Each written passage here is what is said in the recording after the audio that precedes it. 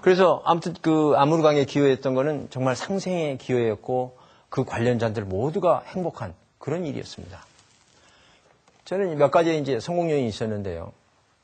제가 국내 5대 조선소에 이 배를 한 서너 척 신조를 해야 됩니다. 그런 배를. 차량은 한 100대 실을 수 있고 사람은 1000명 정도 실을 수 있는 그런 배를 신조를 해야 됩니다. 이 배를 대부분 국내 조선사에 물어보니까 값이 너무 비싼 거예요. 그래서 제 결심을 하기를 중국에서 지어야 되겠다 해가지고 중국에서 이 배를 짓게 됩니다. 그래서 지금 여러분 보시다시피 신공항 1호, 2호, 3호라고 이름 지어서 제가 이 배를 만들었습니다. 근데 그때 시작할 때요, 이 인천 지금 바로 앞에 그 용주해운이라는 데가 있습니다. 거기 이제 또 다른 회사들도 있고 그랬는데 거기에서 쓰는 똑같은 이름 차도선이라고 얘기를 합니다. 이런 배를. 왜 차도선이라고 그러냐면 도로와 도로를 연결하는 그런 배다 해서 차도선이라고 하는 것 같습니다. 그런데 전부 이 앞에 문이 있잖아요. 이 램프가 하나씩밖에 없는 거예요. 근데 저 배를 보는 순간 제 판단은 아니야, 저건 2개가 있어야 되겠네. 차가 들어와서 반대쪽으로 바로 내려야 프로덕션이 올라가겠네. 근데 그 전에 배들은 전부 들어와서 이 한쪽으로 들어와서 여기서 차를 돌려서 이렇게 한 바퀴씩 돌려서 여기로 다 들어온 문으로 나가는 거예요. 그래서 제가 아니다, 저건 아니다. 그래가지고 저런 배에 이제 설계 도면을 만들어가지고 서울대 해양연구소를 쫓아갔습니다. 교수님, 제가 이런 일을 하고자 하는데 좀 도와주셔야 되겠습니다. 그 전에 전 세계의 간만의 차를 한 곳마다 조사를 해보니까 인천이 간만의 차 굉장히 높습니다. 근데 인천보다 더 높은 곳이 한 10군데는 있어요. 그래서 거기에서 이런 시스템을 쓰는 걸 봤더니 쓰고 있어요. 작지만은.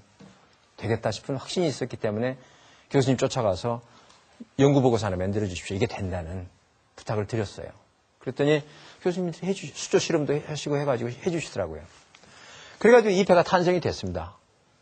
그래서 그야말로 이제 이 배의 그 어떤 그 프로덕션은 어느 정도 높냐 하면요.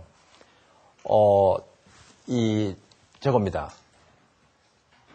보통 그 원웨이 램프, 이 배는요, 싣고 가고 내리고 다시 싣고 오고 내리는 원 턴어라운드 하는데 1시간 반이 걸립니다. 근데 아까 그 배는 40분에 원 턴어라운드가 되는 거예요. 얼마나 프로덕션이 높았겠습니까? 자, 그래서 그 배를 가지고 세척을 신조를 해서 저도 수백억의 돈도 벌었습니다. 또 국가 예산도 수백억 세이브 해드렸습니다. 그래서 정말 그것도 여러 상생할 수 있는 그런 멋진 기회를 만들었습니다. 자, 제가 이제 시간이 돼 가는데 저는 할 얘기가 많은 것 같은데 이제 돼 간다고 그래서 이제 한 가지 더 얘기를 드릴 일이 있습니다.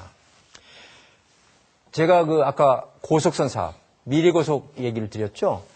그게 이제 이 부산 후쿠오카를 오고 가는 초고속선입니다. 부산 후쿠오카 거리 213km. 제가 뛰어든 거는 이런 겁니다.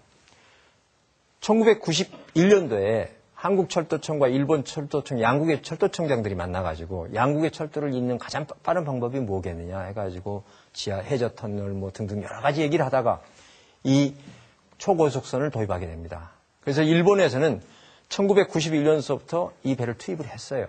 그런데 한국철도청은 기술과 자본과 아이디어가 없다 보니까 그 사람들이 오는 배를 그냥 표를 팔아주고 대리점 역할을 한 거예요. 그래서 한 척, 두 척, 세 척에서 일본 배가 계속 들어오니까 한국 해양수산부에서 안 된다, 이거 국적선사 투입해야 된다 해가지고 2001년도에 국적선사를 찾게 됩니다. 거기에 제가 또 거기에 손을 들었습니다. 그래서 여러 회사 들어가가지고 저희 회사가 진출하게 됩니다. 그래서 저는 저도 바다와 배와 함께 30년이었기 때문에 뭐 그렇게 어렵게 생각지 않고 들어가는데 여기서 고생 많이 했습니다. 2가지 요인 때문에 고생을 한 겁니다. 첫째는 환경의 요인이었습니다.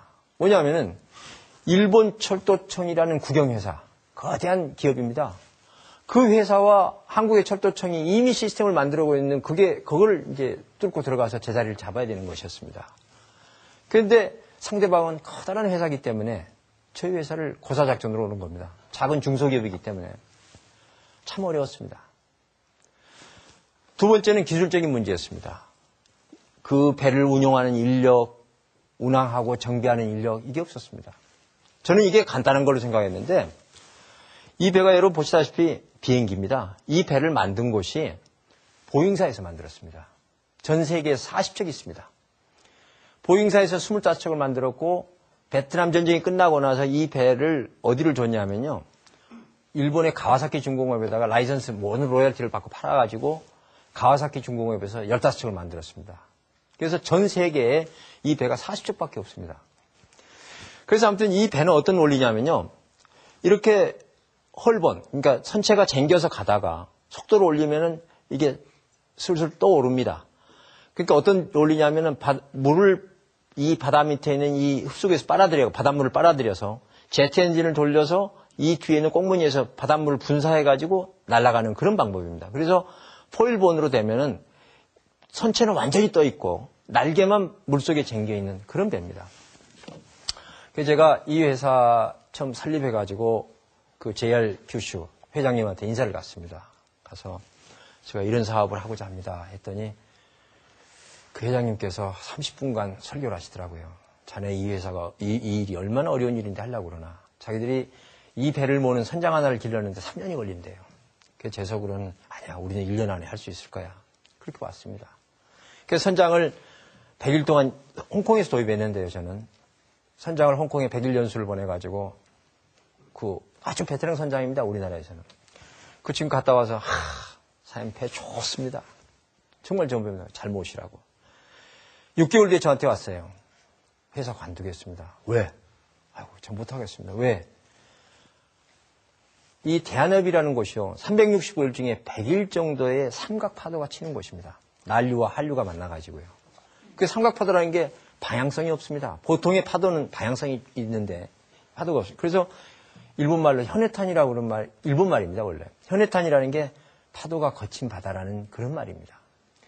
그 바다를 365일 중에 100일 정도의 그 2m 이상의 파고가 있는데 그 배를 파도를 타고 날아야 됩니다. 이 배는. 그러니 선장이 이 배가 시속 83km입니다. 얼마나 빠릅니까? 그러니까 초속 그걸 83km 초속으로 바꾸면 초속 22m입니다. 똑딱 하는데 22m. 배 길이는 29m입니다. 그러니 얼마나 겁이 나겠어요. 파도는 달라들고 배는 빠르고 승객은 가득 차 있고 미스하면 다 죽는 겁니다. 그래서 선장이 밤에 잠을 못 자는 거예요.